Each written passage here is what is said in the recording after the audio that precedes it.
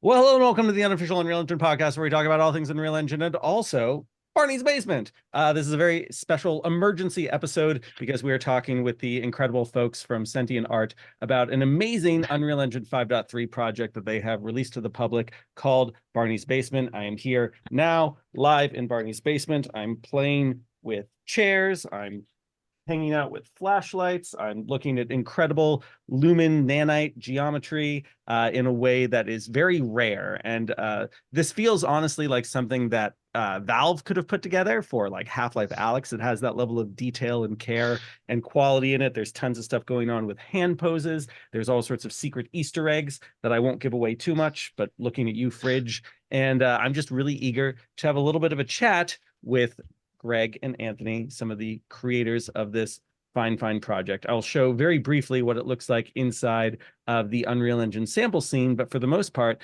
I want to stop sharing for a moment so we can see your faces and chat a bit. So hello, Anthony. Hello, Greg. How are you both today? Hello. Pretty good, thank you. Thank you for having us.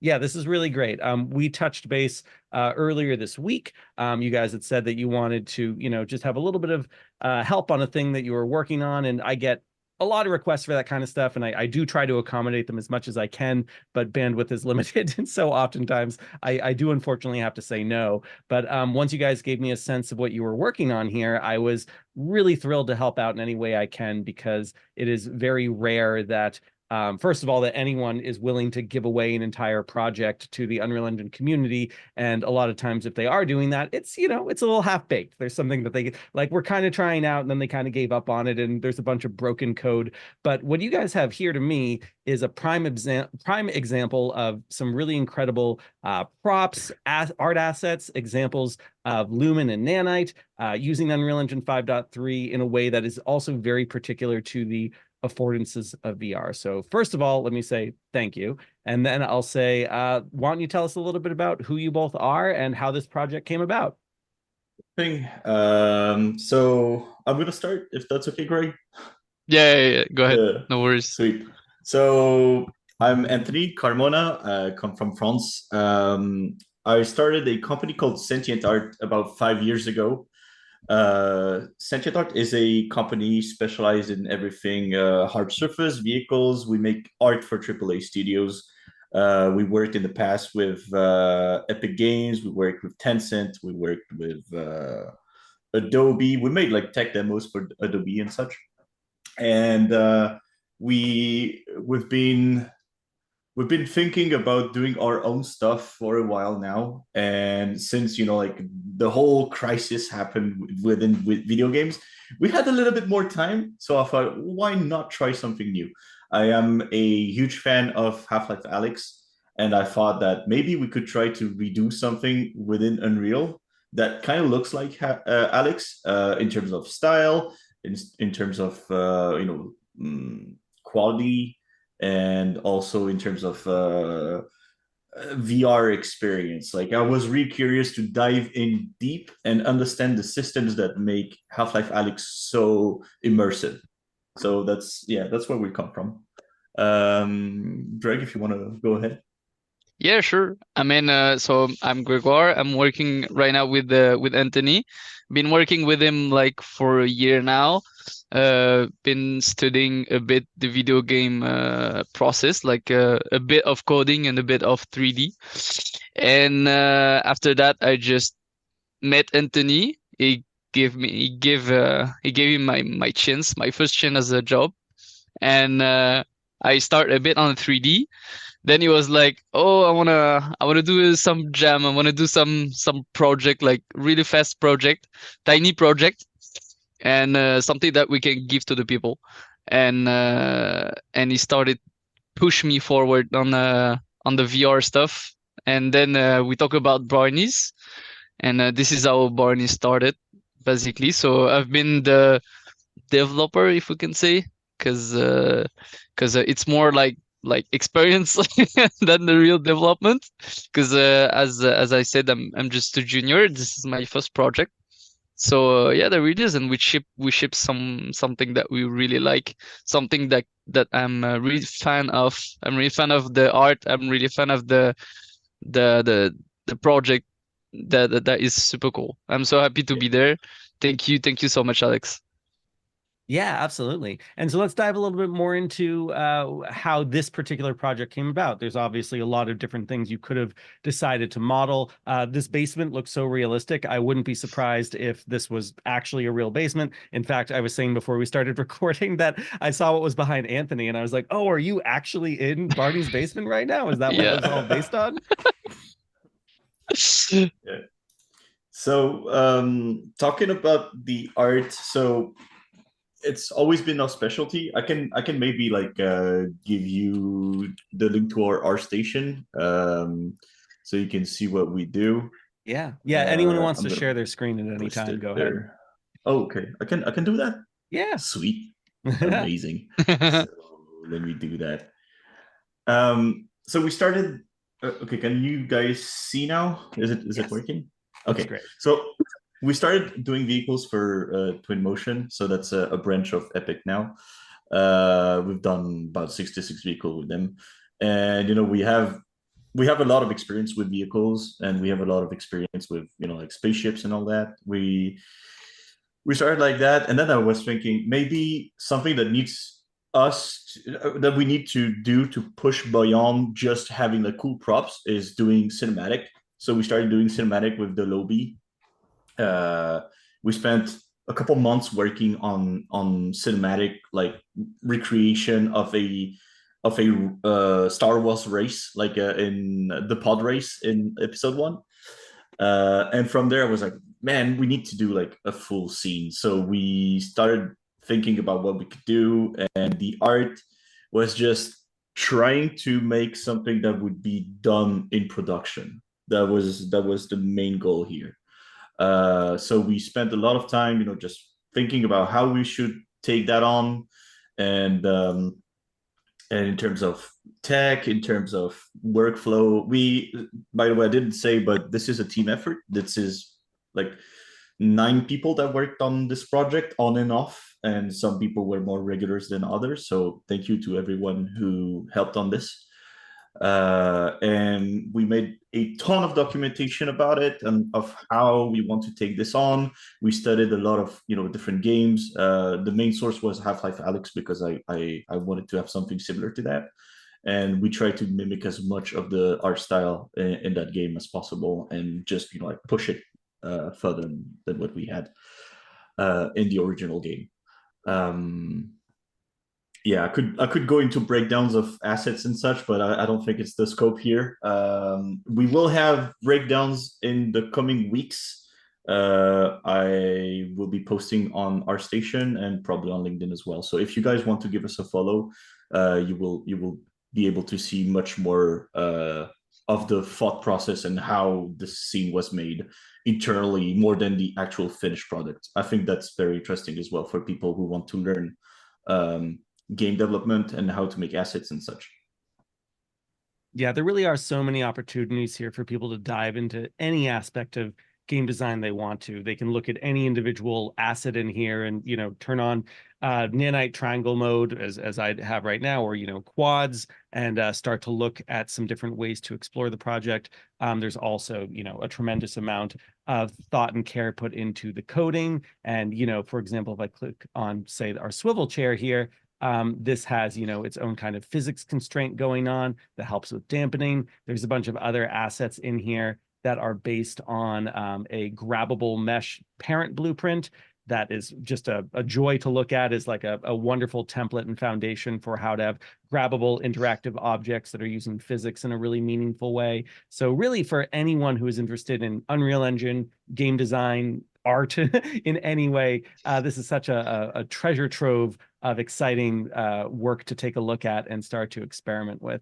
And so, even just to explore a little bit of like what the Lumen scene looks like, all these different kinds of view modes, how the reflections are being done. If we just go into like a pure reflection mode, I was going to say I could spend hours in this project. I have already spent hours in this project just over the course of the week, trying to see whatever little ways I could be of some help, but mostly just being in awe at all of the thought and care that was put into all the little levels of detail, all the things on the workbench over here, just how everything is grabbable and movable. You guys want to talk briefly about what's going on with the hands and why we can see these hands in different poses in different places? I mean, Greg, you're the master of this. You talked about it. Okay. So the thing with those is like, as Anthony said, is a huge fan of Half-Life Alyx, and he came to me saying like, okay, I want to do a VR project, which is as much as we can do good as Alyx. So I was like, man, I'm alone. It's my first project. Please please be gentle with me. And then I just like throw myself in this project. And he said to me, okay, that I wanna do something that is really easy for the designers to use, like create a system that we can just drag and drop the static mesh, and you can by yourself just moving the hands in the static mesh in the blueprint, so you can move the hands, create something with the control rig, because we control rig the right hand. The other one is just a mirror stuff, so we can explain this like Yeah, I the can show tech you part after if you want. yeah. And so I dive into it, and the thing is, you can actually like select the animation you want to play when you grab the thing. And also you have few types of grabbing stuff. Like you can grab it full procedurally or grab it full snapping. Then how it doesn't matter how you take the object, it will play the hand animation preview, and that's it. It's more like how's it called, like UX designer friendly stuff. Like you can the blueprint is a bit complex. It's a kind of huge thing, but you can do a lot of things with it. Like it's really easy to set up, Yeah, actually. so the whole philosophy was to have one blueprint that rules them all, instead of having like different small parts. It comes with a few issues. We have a bug. We don't know why the physics doesn't sleep, but otherwise it's really great. You can just like drag your thing, you put your mesh in it, and that's it. It works. It's freaking amazing. I can actually show you if you'd like how to set it up. It's super easy. It takes like a couple minutes. Please By the do. way, but by the way, I'm just stopping you, Anthony, because we're gonna write down a whole documentation on how to use it, and also creating some videos, like a really simple one. We will do this in the few days, I think, after the GDC.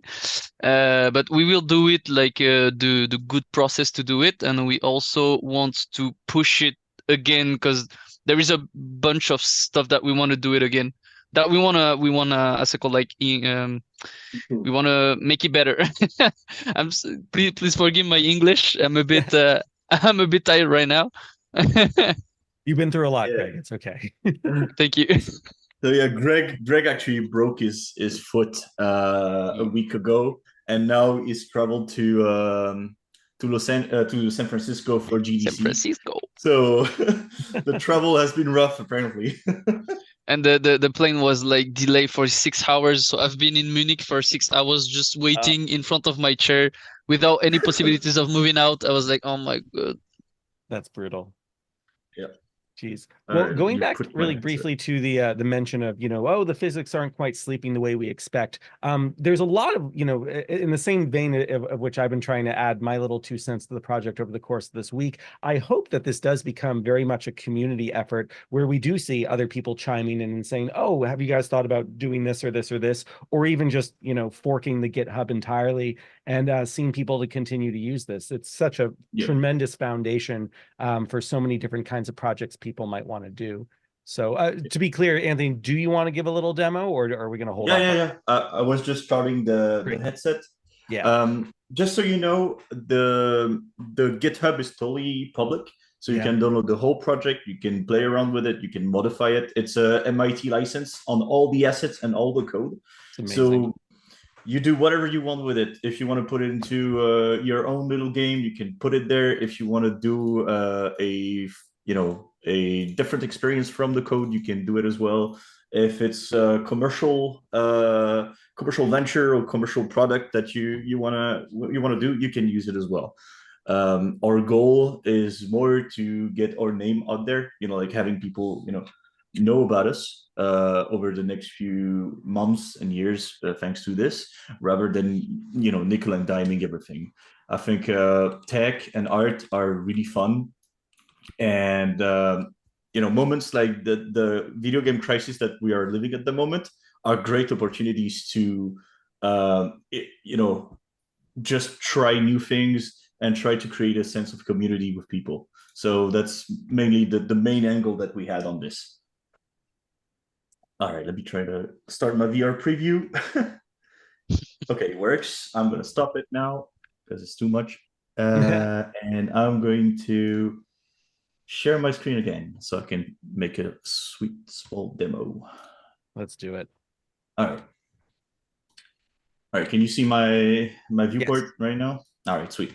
So if you want to create a grabbable mesh, it's super easy. You just take a model. I mean, you just create a new, let's do it here. I'm gonna create a test folder. Okay. And you create a new blueprint and you call grabbable mesh. You have BP grabbable mesh here. You click on it, select it, and you give it a name. So that will be my BP grabbable object.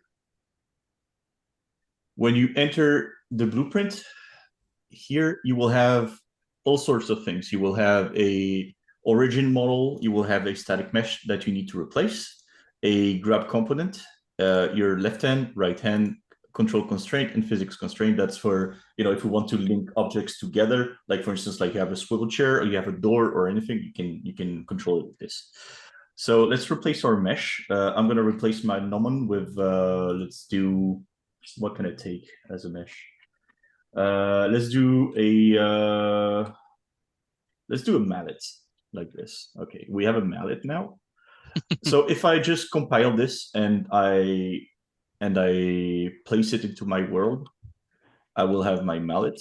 I'm just gonna check if it works in simulate. Okay, it does work. So now I'm going to switch to VR preview, and I'm gonna have to switch the window. New share. All right, can you see my window now? Yeah. I think you can. Not Yeah. sure. Okay, sweet. So now you can just go ahead, move around to it, and you will be able to grab procedurally. So it's not perfect, of course, because it's procedural, but you will be able to grab stuff. The way the hands work, they detect the collision of the object, and they will try to stop moving the fingers to the collision. So it's doing like small raycasts. Raycast to determine where the position of the mesh is. So that's the first configuration, and then we can actually go a little bit further. I'm going to switch back to the other screen. Where is it? Here. Meet my window, please. Okay, there we go. All right. Can you see now? Is it working? You see the viewport? I think so. Yeah. Okay. Yeah, it is working. All right, so we can switch the mode from into our BP grabbable object. We can switch from conditional snap, from full free to conditional snap. And if we do, where is it? Hand visibility, we will be able to see our hands. So we see here our hands. So we have like two hands, left and right. And you can change the pose of these hands by making, you can actually make like custom hands yourself, like custom hands position. I'm going to show you how to do that.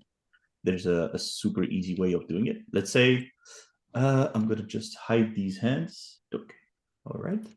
Well, let's create new hands. So I'm going to go and look for my control rig, CTR. It's gloved hand, and we are going to take my gloved hand right. And now I'm spawning a hand directly into the viewport, and I can move my hand like so. I turn it around, okay, and I place it, and then I take my control rig like so, and I just have to close my hand around the object. Easy as that. Let's do like a thumbs up at the same time, like so. All right. So now we have our hand with a thumbs up. I'm going to key all of this, reduce that timeline to 1. Okay. And I'm going to right click here and press, I don't know if you can see when I right click, but I'm going to say it. You right click the skin mesh and you press bake animation sequence and you just give it a name. So I'm going to give it a name AS thumbs up. All right. What, did I forget something?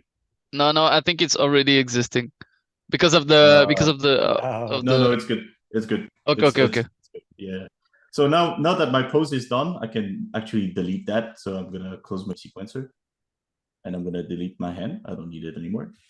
And here in my grabbable mesh, I'm going to look for my animation, and I'm gonna call thumbs up. Thumbs up. And same thing here. And I'm gonna show the hand visibility, and you can see that now I have my hands with the thumbs up. So I can just place it the way I want. So I'm going to place it here, and I'm going to take the other one and place it here. All right, turn it around because who holds a mallet like that? I have no idea, but it's a weird guy. So I'm going to just move it and place my hands exactly where I want it. All right, so now this is done. I can compile. And then I can switch my grip point. So the grip point is the point at which your hand will snap into position. So I can increase the size of this to something like 10. And so when the hand is going to get into that range, it's going to automatically snap to that point. So I'm going to save that, and I'm going to run it now, and it should work. It should work. It's possible that it doesn't work because By the way, demos. by the way, you have to be careful with the grip point. It's not about the size himself. Like if you increase the scale, it won't work. You have to play with the diameter actually, like the what's it called? It is the diameter. Yep, working. Like Doing good. the My fingers are messed up, but it works. Lovely. So if you hit the grip point, it will, in conditional snap mode, it will grip at the point you want it, and you preview on the BP. But if you don't, it will just be in procedurally mode. Yeah. So we're using the exact same system, for instance, for these doors. So you can see that we are using a custom animation here, and then we just use physics control to say, hey, I want to open or close this door, and we have the same thing for points like here. Like custom animation, it uses 2 fingers and it opens the tray. So and cool. Then you have this for the button. You can turn it around like that. Yeah. So yeah, at the end of the day, the goal is to make it fairly natural. When you're grabbing stuff, it feels natural. That's very important to us. We also have implemented a torch where you can turn on and just play around with Lumen. Oh, sorry. Yeah, flashlight where you can play around with Lumen features. It's pretty cool. You can do everything real time. It's pretty cool. Yeah. So to be clear, how much of the lighting is baked, guys? 0. No one. We baked 0. Yeah, that's nuts. And just to give people a sense of, because I've honestly never tried to even have this many Lumen lights in a scene before. I've just pulled up the light mixer, which for those who don't know, Windows light mixer, and like look at all the lights inside the scene here. And a few of them are set to stationary. We could set those to movable as well. But yeah, they're all casting shadows and they're all active. And yeah, I would never tell anyone to do that. And yet somehow this is all working very well. And you have pretty minimal GI noise as well. I think some of that has to do with the fact that you're not using a lot of emissive materials, and that tends to really crank up the GI noise. But it all just looks really good. Yeah, we're being careful. So we had the chance to have a friend of mine. His name is Samuel Fradet. Shout out to him. He's the lighting lead at Gearbox, who's been helping us with the lighting. And man, it makes such a difference to have someone who knows this stuff to make art, especially for this. It's crazy. Yeah. It I want to get to a makes couple of the questions in the chat, if that's okay, Yep. because we got some big fans who are giving you guys some nice compliments. We have someone like we have Victor, Wiktor, saying awesome quality with a big oh face, and we have the great Alistair Hume, who makes wonderful Unreal Engine videos, saying this looks fantastic. Glad to see Nanite working in VR, and he wants to know what aliasing approach the team took for this. So we ditched TSR because TSR was causing issues on the left eye, if I remember correctly. I had like weird flickering on the left eye, so I switched it to TAA, if I remember correctly. I've read the documentation, the Unreal documentation a while back, and it recommended that for VR we should use TAA. So I just did it. I'm dumb like that sometimes. I just read it. And also I just want to point out to everyone that we're not in the forward rendering path. If we were, MSAA would be the recommended anti-aliasing method. MSAA doesn't even work with deferred. You need to be in deferred in order for Lumen and Nanite and any kind of ray tracing to work. Yeah, one of the first questions that we had when we actually started the project was, are we baking or not? And are we using forward rendering instead of deferred? Because there's a lot of caveats of using deferred and non-baked solutions, as much as there are caveats of using forward and baked. But we went all in, and we were like, I think we can make it work. We are barely reaching 40 FPS, but it works. Yeah. And Alistair wants you to know that you can get some extra sharpness out of it if you play around with some of the CVARs around frame weighting. Interesting. I don't know about that much either. You guys also ended up implementing DLSS as well. Yes. I do want to make sure everyone knows that you cannot make DLSS work if you have TSR enabled as your anti-aliasing method, because they will fight each other. DLSS will work with TAA though. Yeah, that is correct. Any other stuff that you would like to see? I mean, I can show you the optimization made on the lighting, some of the stuff we've done with virtual textures. Yes, let's definitely do that. Let's do a couple more questions real quick. Let's wrap up Alistair's thought by saying he wants us to know that his personal favorite anti-aliasing method right now is AMD's FSR, which is interesting because I played with it. I have not had as good results personally with DLSS, but because I respect Alistair a lot, I'm going to certainly try it out more myself now. I do know the nice thing about AMD's FSR is it doesn't require specifically an RTX card. Of course, it's an AMD product, whereas DLSS is not going to work on an AMD card. So it's more helpful for, general population, everyone. Also, really quick question from Leonhardt, who wants to know if you guys are planning on putting this on the marketplace. Why is it just a GitHub link right now? What's the process like for making this accessible to the community? So that's very interesting. That's the main point. That's the main point. I have a bit of a story about that. So we tried to put it on the marketplace. The issue is that you cannot put anything on the marketplace for free. Free content is only by invitation. So we actually pushed around a little, and I got a contact now who's going to make sure that our product is free on the marketplace. Thanks to him. Thank you, Martin. That's very nice of you. And yeah, right now we are trying to pass the technical review by Epic. There's probably going to be some back and forth with them, but as soon as it's approved, we will be able to put it out there. That's great. Yeah, we also that's tried. So funny. Yeah, I mean, sorry. I bet a lot of people didn't know that you can't just release free content on the marketplace. I did it 2 days ago.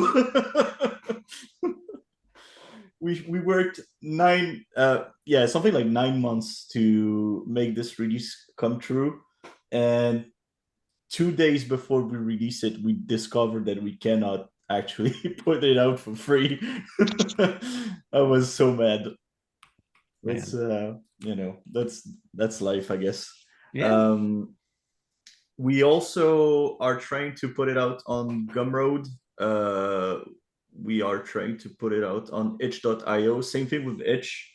It cannot receive files that are bigger than 2 gigabytes, so we will have to contact them and ask them for more space. It's a pain overall, but for now you can have the GitHub and you can have the sketchy Google Drive links if you want. That's all I can give you for now.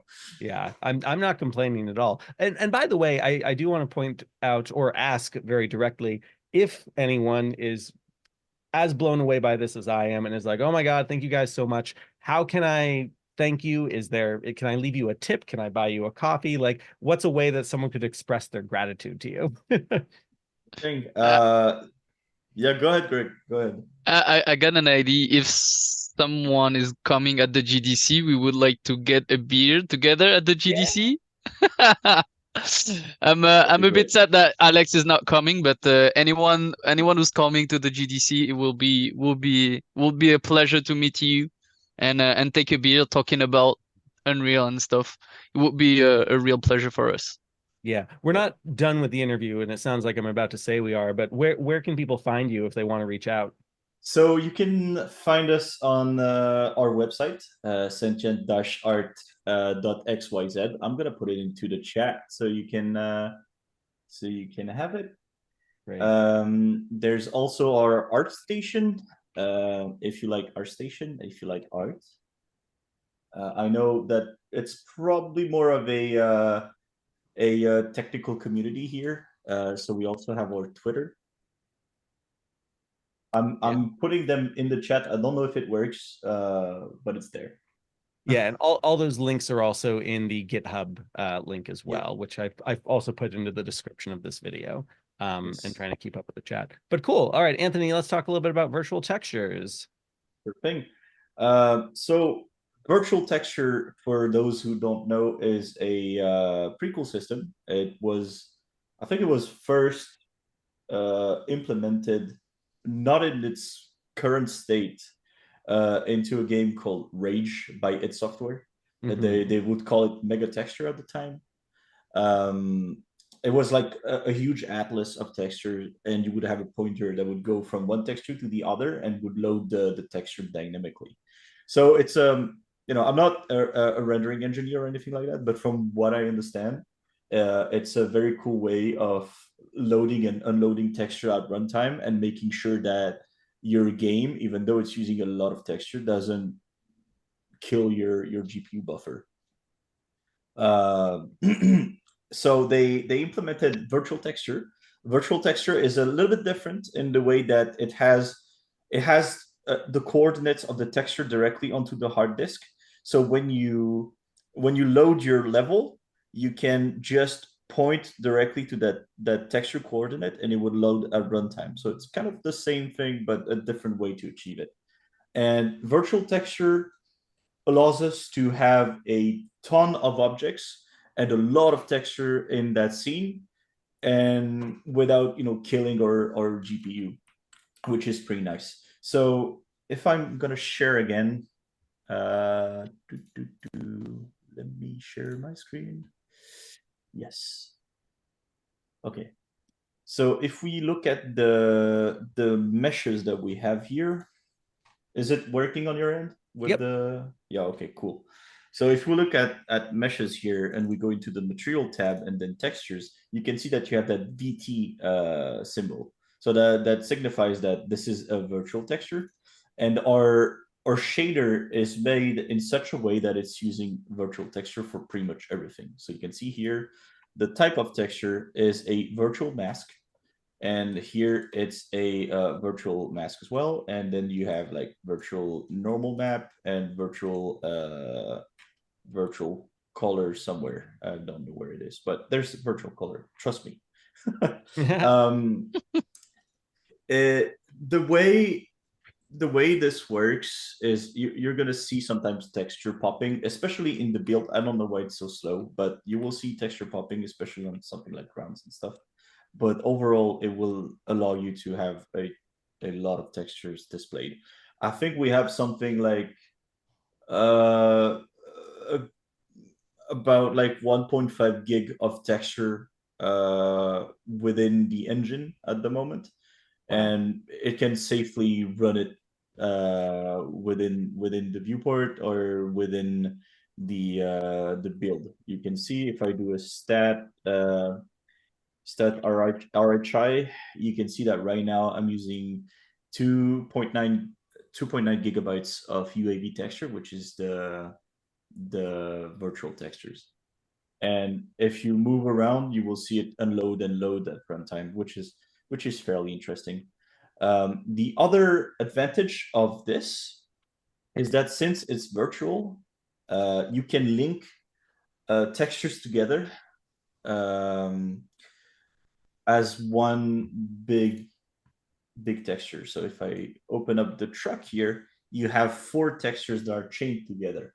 So you only need to do one material, and you have these four sub materials being linked together automatically. So as you know, it is a good technical investment, and it's also very nice for your artists when they want to make assets, because within Substance Painter they can paint across the different what's it's called UDIMs. You can paint across the different UDIMs, and you can just load it in as it is, and it will work directly on your whole mesh. It's pretty nice and pretty convenient. So if you have a scene that either uses a lot of textures, or if you have a open world, I would really recommend you to use virtual texturing. The old stream texture technique is kind of almost deprecated now. Yeah. Do you think you could demonstrate briefly how to set that up? The virtual textures? Yeah, like if you were going to try to do sub textures and kind of combine smaller textures together. So it's fairly simple. I'm gonna duplicate that. I'm gonna move it here.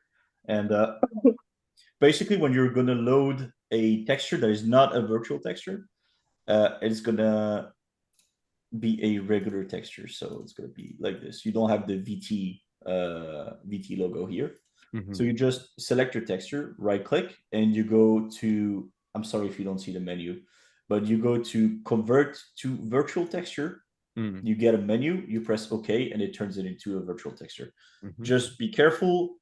Once you have virtual textures, you cannot use virtual textures into regular non-virtual texture shaders. So you need to specify in your texture sampler that you will be using virtual textures. That's the only thing that you need to do.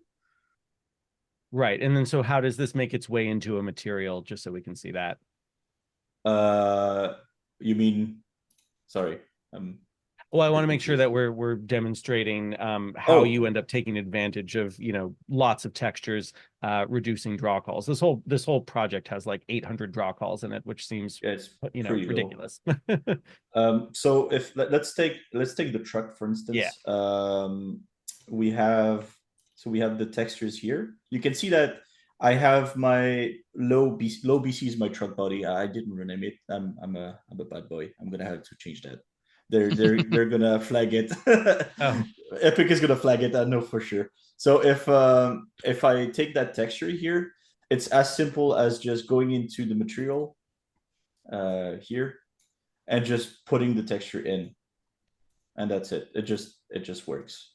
And will So that if work with the same kind of slot that will accept regular textures, or it's a particular No. like texture slot for virtual textures? Yeah, so you need to change that. So on the some crash. Okay, good. M underscore, I'm gonna call it VT truck. So that's a master material. Be careful with master materials. Rather use material instances. It's better for the engine because it reduces the number of calls. And One I'm gonna get material my to tip. rule them all, kind of like we were talking about Exactly.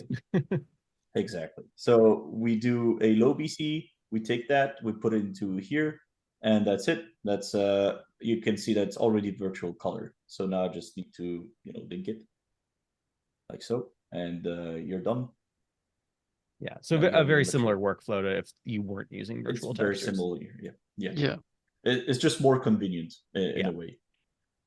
Cool. The only caveat of this technique is if you don't have a SSD, you're gonna see a lot of texture popping.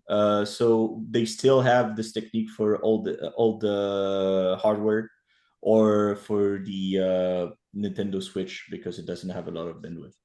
So that's why we don't do VT everywhere. Yeah, and I believe virtual textures are supported for mobile things like Nintendo Switch and Android and standalone VR. But yeah, you do have to be careful with them, especially if you have limited RAM. Yep.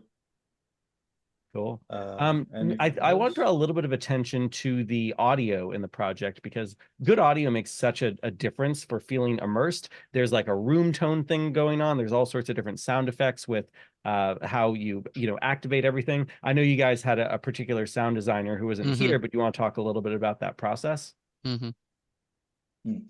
So I cannot talk too much about audio because it's our audio friend Adrien who's doing it. I know that he's using Fmod, and he's been working at it. Actually, it's still a work in progress, so there should be an update to the GitHub with more sounds and actually more sound that fit the scene. That will probably happen in the next few months.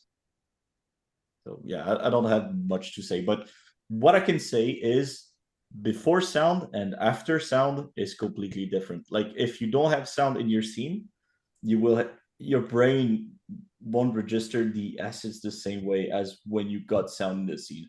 It's crazy. It's like what they say about what's it called, supply chain. When supply chain works, nobody notices, but as soon as it fails, everybody knows. It is exactly the same thing with sound. If you don't have sound, you don't notice, but as soon as you have sound, you notice that you didn't have sound before, and it's amazing once you have it. 100%. So Yeah. Cool. Yeah, go ahead. I'm sorry. I would like to take this a bit of moment, like because we say a lot of thank you from the beginning of the interview for a lot of people, and I would like to say a big, big, big thank you to the Midgard team, which is the studio next to us, because while I was developing the thing, I was I mean 50% of my time I've been up just walking to them asking some questions, and I would like to say a big, big, big heart on you guys, because without you this amazing thing shouldn't be possible. So big thanks for everybody who just helped me help the project, and yeah, just big heart on you. Yeah, that's great. There's a clarification question in the chat about draw calls, so maybe we can just go back to that for a moment. Yep. So for anyone who doesn't deal with draw calls a lot, typically in a game, every draw call is going to be every new material of any kind. And if it's one object, one mesh, and there's two materials on it, that's two draw calls. If you have that object, if you have two of those objects, suddenly you have four draw calls. And you can deal with instancing in some of these, more standard methods for reducing draw calls. But when we were talking about a master material versus an instance material, that doesn't affect draw calls. That's more just about, general shader complexity and overhead. But yes, whether it's an instance material or a master material, that will be its own draw call. But anything, Anthony, Greg, you guys want to say in general about how you guys got the draw calls down to be so low in this project? Yeah, so we actually we actually so sorry, the way Unreal does its stuff is not very uh, transparent, let's say. When it does I know there's a bit of a batch, pun there. yeah, when it does batching, when it does static instancing and stuff like that, we don't really know. So what we did is we just followed the best practices set up by Epic in their documentation. So that is using a lot of instances as much as we could. So as soon as we have the same type of material, so that's like if we have like a lit material or a transparent material, we use the exact same master material with a instance on it. So we don't have tons of types of materials. Um, to reduce the draw call count, we also use Nanite a lot. I found out that Nanite does reduce the draw calls. I'm not sure how and why because I'm just an artist. It's just magic. Yeah. It's just magic. It's so good. And that reduced the draw call quite a bit. So basically, I think that the way Nanite works is just it takes some kind of occlusion culling and says, "Oh yeah, this goes away. I don't need to treat it, or this is too small. I just don't display it." So it is very optimized right now. In my viewport, I'm at scalability high in full screen mode within the editor. If I do a stat unit and I do a stat FPS, I get between 100 and 120 FPS on the scene on a 1440p monitor. And I'm running 127,000 triangles and about 700 draw calls. So it's pretty good. That's very good. Yeah. Don't Yeah, sell yourself short. That's excellent. I'm pretty happy with that. That's great. And then in terms of complexity for the shaders, we try to keep it as low as possible with very, very simple shaders. So everything that is static and not transparent is in the green. So my fragment shader, pixel shader, is very low in terms of complexity. Of course, it will become more complex the more lights you've got on it. So you need to be careful with the number of lights. And also, I found out that sorry, Anthony, just to clarify. So I don't think lights will show up though in the shader complexity. If we do lighting complexity, then we'll see where things get more complicated. There we go. That's lighting complexity. So the thing is, your pixel shader, or a fragment shader, depending on how you want to call it, gets more complex with the more light overlap you got because it takes more time for the GPU to render them. So you try as much as you can to have as little light overlap as you can. The work that Samuel did on this is quite fantastic because we don't have that much overlap, except in the areas that I touched. That I think that's bad here, but the rest is actually pretty good. So yeah, you have to be careful when using Lumen and Nanite. Mostly about this, you are careful with your shader complexity, not trying to have too much complexity in there, and then you are careful with your light complexity. And as soon as you have these two figured out, your performance should be pretty good.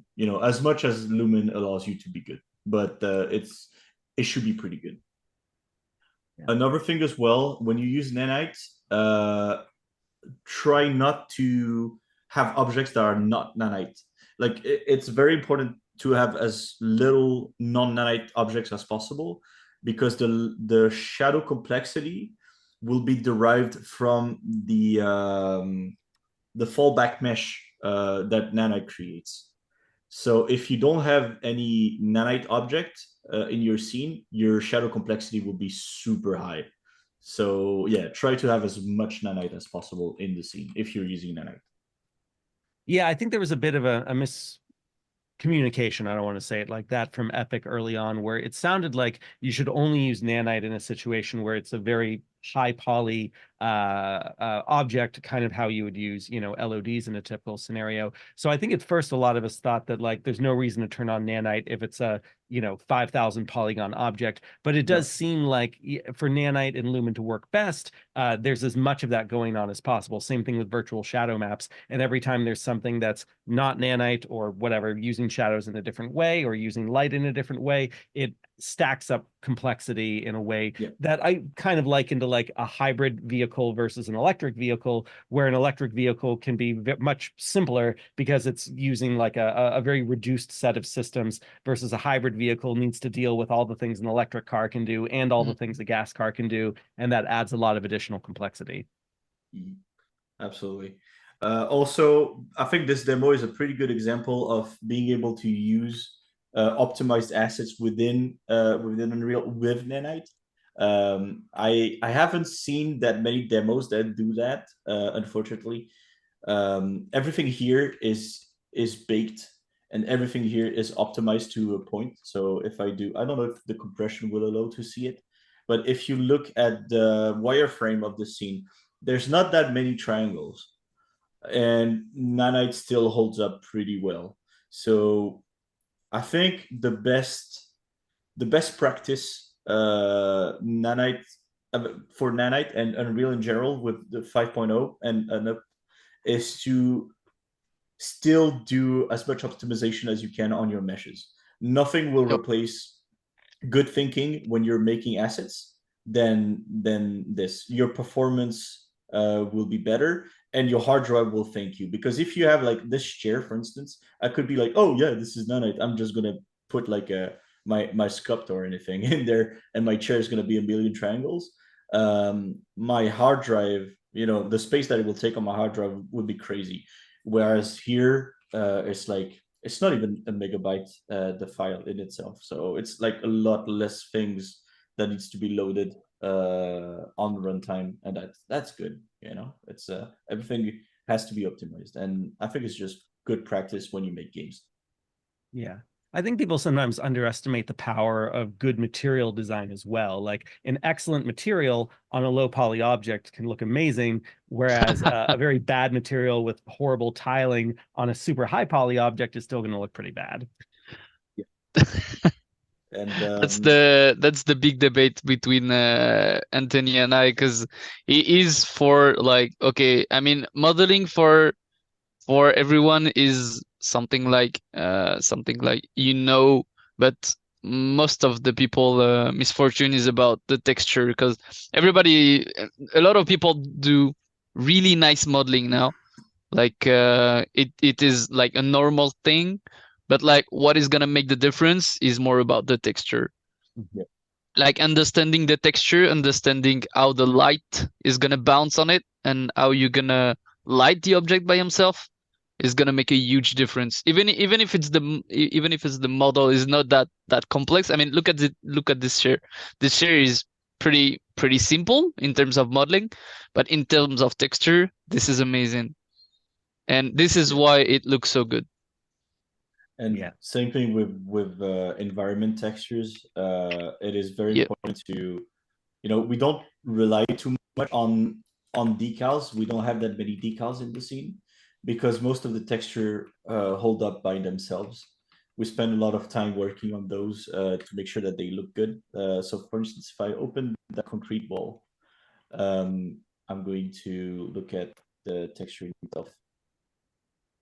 Yeah, you could look at the texture. You can see that you have grime at the bottom. You got like some color variant and all that. That's very important to us to have as much information directly into the texture. That's a bit of an old technique dating back to Quake 2. Actually, they would use something called I'm forgetting the word now. Hotspot texturing. So where they would detect the size of the wall, and they have like these kind of trims here. So they cut the texture into different parts, and they would line the edge of the texture with the edge of the wall, so that you would get a pretty decent angle like that. I don't see anything because it's dark, But yeah, that's how they did things at the time, and I think it's still a very good technique. So if you do like textures with a lot of information, that doesn't repeat too much, you don't see too much of the title, and you have smart ways of modeling your stuff. You can get with a lot of things. Same thing with this wall, for instance. Here we have only two textures. We have this side. We only have like a brick wall, and we have a paint. So you can see the texture for the brick wall. It's this one that we made within the Substance Designer, and we have we have a blend for the paint, and you can just like vertex paint that, and that's it. It's that easy, but it reads well. That's what matters when you're making games and arts. Did all of the texture atlasing happen over in Substance Designer or Substance Painter, or did any of that Yes. happen over here in Unreal? So we did the blending within Unreal with the painting tool. But most of all the offering of the texture was done inside of Substance Designer. Yeah. If I show you, for instance, I need to turn off Nanite to be able to paint my paint. I'm gonna take this wall here. I'm just gonna turn it off. Yeah, because Nanite doesn't allow you to paint vertex painting, unfortunately. So you can turn off Nanite, and then you can start painting. So I'm gonna remove that wall here. And I'm going to go into my painting tools. There you go. And you can just, add or remove the paint by yourself. And once you're done with that and you're happy with the result, you can just apply. You click apply here, and it will overwrite your mesh with the info of the vertex painting directly into it. And then you can just put it back in Nanite and it works. That's how we did most of our stuff here. Same thing with the floor. The floor is exactly the same. It's a mesh with a texture that you can paint, and we can do like all sorts of effects with that. For instance, if I turn Nanite off, same thing, and I do my painting, you can see that I will have like either a clean slab, or I will have a dirty one. That's great. And once I'm done, I can just apply, overwrite, and just turn it back to Nanite, and I'm done. Yeah, I didn't know that. I didn't know that you could do that, because I knew painting was unsupported with Nanite, but I'd never thought about, turning off Nanite, doing the painting, then turning Nanite back on. That's a great workaround.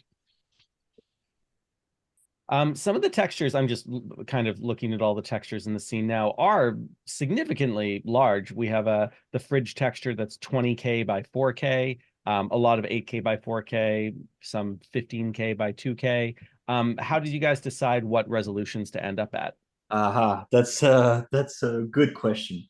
So usually when we work in a production environment, we have what we call a TD, so a texel density.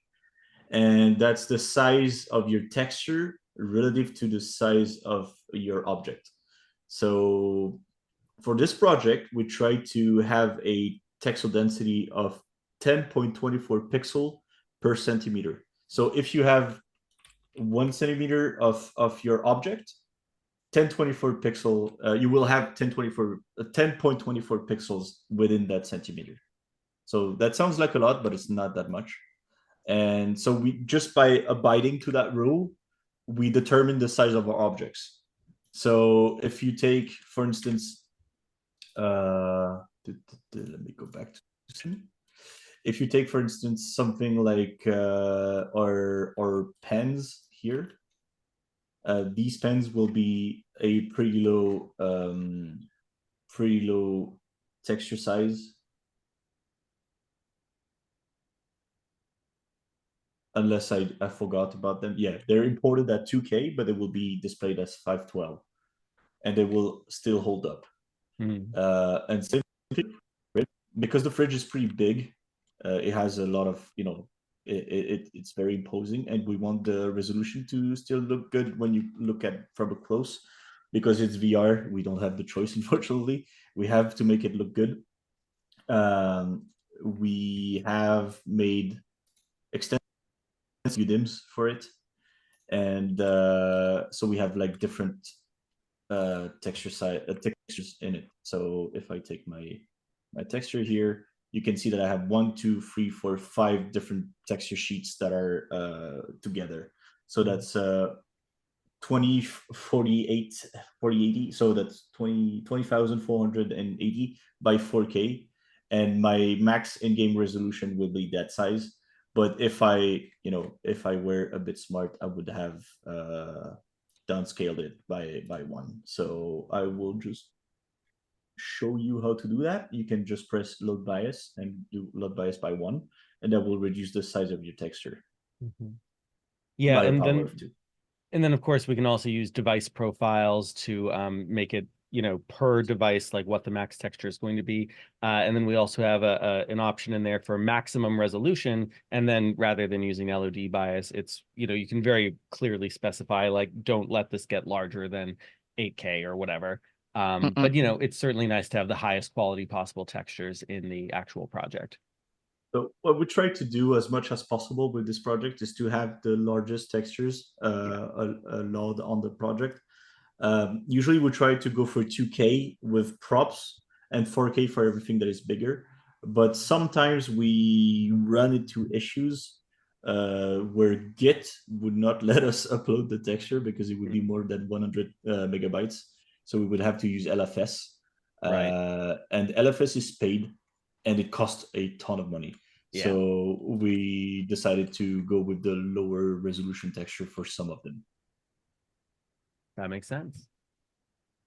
Probably wrap up in a little bit. A couple more things I want to touch on. I noticed in the project settings that we have support hardware ray tracing unchecked. So everything here is software ray tracing. Is that primarily just to help with frame rate? I'm just curious if that was an intentional choice.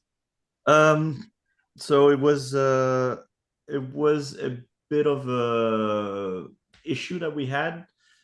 Sometimes when you have hardware retracing on, you have like black dots on your meshes. Yeah. Like you have like weird splashes on your mesh because the lighting that Lumen does kind of bugs out with the how is it called, the fallback mesh. The proxy mesh, yeah, the proxy mesh, and you end up with issues.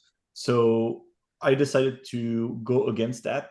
So by just turning it off, because hardware retracing is pretty cool, but we're doing VR, so we don't really need it. And it would take a lot of performance anyway. And when it was on and not used in the scene, we would actually see it in the profiler. So I decided, to just turn it off completely. So we don't have it in the render queue. I'll give a quick hack for anyone who runs into this. If I can share my screen real quick.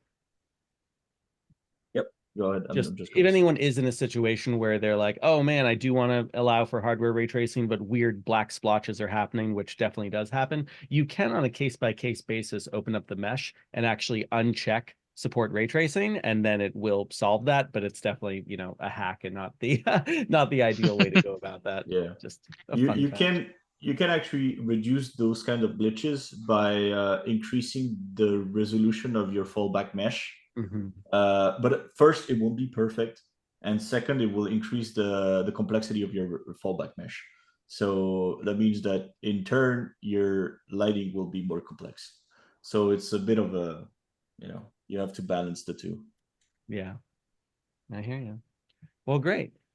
Anything else that anyone would like to talk about before we say goodbye and head off into the weekend and GDC and all those fun things?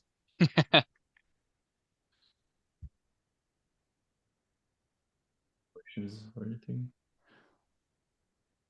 Let me give you guys a little bit more love from the chat. We have, thank you so much for the scene. We have, this is beautiful. We have, I'm so grateful for this project. Yeah, all good stuff. So well done, everyone. Well, thanks. Let me thanks a lot. Put the link of the GitHub again in the chat. I know that Phil La was asking for it. Yeah, I'll it's in just the it's in the description. it's in the description. I'll put it in the chat one more time just for everyone there. Real quick. So Thomas wants to know if it's possible to bake virtual textures, runtime virtual textures. I have no idea. RVTs. RVTs, yeah. Oh yes, RVTs. Also, you can't bake them per se, but the way it works, it's more like a shader cache. So when you have RVTs, it's because okay, I'm gonna go a little bit on the I'm gonna put my teacher hat here. Do it. When you do terrain, especially terrain is the worst case scenario for a shader because terrain uses a lot of textures and you have it in your face all the time. It's very large, uses a lot of textures, and you have it in your face all the time. That's the worst case scenario for it for a shader. So since you have all that, your shader complexity will be super high, and you will end up with something that lags, and it's not cool. So what they came up with is RVTs, so real-time virtual texture, and basically it's a shader cache. So what it does is in your shader, you can tell it, hey, I want this to be baked down into a simple texture. So with the setup of RVT, it will turn a very complex shader into a static shader that will be saved directly onto your GPU. So it's pretty much like if you go into Photoshop and you have all your layers and you just do like you flatten the whole thing into one texture. That's what it does basically. It's very cool, and a lot of people on YouTube and all that, they say, oh, RVT are amazing because it does blending between objects and your terrain. It's not that. That's the performance that you gain from using RVTs that is actually amazing. I mean, the blending is really cool, but the performance gain is insane. You would go from having something that barely runs to having a very, very simple shader into your terrain. And it looks okay. It looks, sometimes it can be a little bit pixelated depending on the resolution you get, but the performance is so much better. Yeah. So yeah, if you are looking for information about RVTs and SVTs, I would recommend you to watch the video by Epic. Let me send it to you. Real virtual textures Unreal. I found out that most people on YouTube talk about the cool looking aspect of virtual textures, but nobody talks about the technique behind it, except for Epic. It's a 2-hour talk, but it's really, really good. So yeah, take the time, just like grab yourself a drink or something and watch it. You will end up learning a ton of really cool stuff. Where's that link, Anthony? I put it into the chat. I don't know if I'm shadow banned from doing it or not. Oh no, so... I hope you're not shadow banned. Throw it in the Zoom chat. Yeah, I'll put it in there. Geez, don't be shadow banned. There's Anthony's link into the chat there. There you go. Well, what a fun discussion, guys. This has been great. And I'm sure everyone who's currently downloading and exploring your wonderful project is going to have more questions for you. Everyone, again, you can find more information about Anthony and Greg's company, Sentient Art, inside the actual description of the GitHub project. Download it, run it, play with the settings in here. If your computer isn't running an RTX 4090, try pressing the 0 key on your keyboard to cycle through some different quality settings and keep playing with it. And if you come up with some good ideas for how to make this project even cooler than it already is, then, fork it, share CBARs, whatever might help give back to the community. I dare you, make something cool with it. Yeah, I mean, if someone actually releases a game and can point directly to this project as an important precedent, like that'd be amazing. Let us all know. Yes. I've given my contact email. If you want to talk to me, you can always send me a message. I'll be happy to to help or guide you in any way. For now, the project doesn't have any documentation, but we will do documentation over time. We've been super busy with just wrapping up this project, but documentation will come in, I swear, as well as breakdowns and lots of portfolio shots so that people can see what type of assets are in. There's still a ton of work on our end. It's just we have GDC coming up, so we have to, we have to release this in its current state. And there should be more improvements to the project over time as well, more sounds, probably more interactivity, and we will most likely fix issues as well. And maybe FPS, who knows? Oh yeah, we are thinking about doing a FPS mode, so you're not stuck within VR, because I know that a lot of people don't have a VR device. So at the end of our development cycle, we will probably have that as well. You will be able to choose between FPS and VR mode. Yeah. Well, and also, by the way, I'll give two quick shout outs on that front. First of all, for anyone who doesn't know, even if you are in a project that's made for VR, if you go into your world settings and you come out of VR game mode and just use the vanilla game mode that Unreal Engine comes with, and then don't click VR preview, just click regular play, you are now, able to fly around the same way you're able to move around in the editor. You don't have the interactivity, but it does give you a way to at least engage with the scene. Another thing you can play with is if you drop the Meta XR plugin into this. I don't have this set up right now, but I could use the Meta XR simulator. Yeah, it doesn't know where to point to it. But even without a VR device, I could use the Meta XR simulator and actually move around with the hands and grab objects and do all of that entirely from within the editor. So that's quite nice as well. And one last thing, if you are in production, if you work in the game industry and you are interested in, having custom props or anything, like vehicles, or having a cool team that does cool work, make sure to contact us. We'd be happy to work with you guys. Yeah. And sorry, guys, there's one more thing I wanted to demonstrate and show as well. One more thing you get with the Meta XR tools, even if you're not going to use Steam VR, this is still even if you're not going to use a Meta headset, even if you're only in Steam VR and all you have is a Valve Index, I really like that Meta gives you this Meta XR project setup tool, and it actually gives you some different recommendations for optimizing your project for, PC Link. And I already asked you guys this, but I didn't get an answer. So now I'm going to put some pressure on and ask it to you in front of our audience, which is why don't we have instant stereo on in this project? That's a very good question. I have no idea. Oh, no worries. I just wanted to check because certainly I think we'll get a performance gain with it. Yes, I remember why I removed it. It's like it's only rendering one eye and reprojects on the other, right? Oh, for some of the materials or something like that? Yes, I ended up having like a flickering shadow on one eye. So that's why Oh, that's why. There we go. Oh, okay. Yeah, yeah, exactly.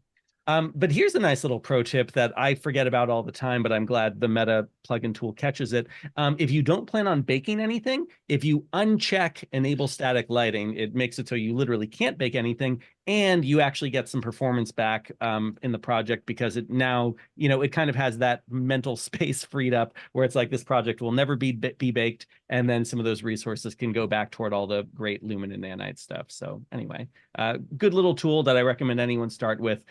You don't actually specifically need to be targeting these particular headsets. It's more just general VR optimizations. Cool. Okay. we're ending on some good professorial notes, but thanks so much again, Anthony, Greg. What an incredible gift to the community. I think you very easily could have thrown this up on Gumroad or anywhere else and charged $200 for it, and it still would have been worth it. There's so much here to dig into. And I think there's going to be a lot of people who are going to be able to look back on their VR careers.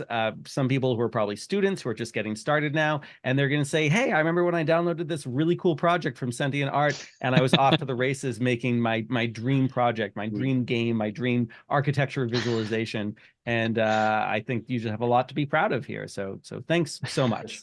Thanks a lot, Alex. And I just want people to make cool stuff and explore. That's all that I'd like here. I could have been rich, but I decided not to. Well, anyone at GDC, please buy these guys a beer.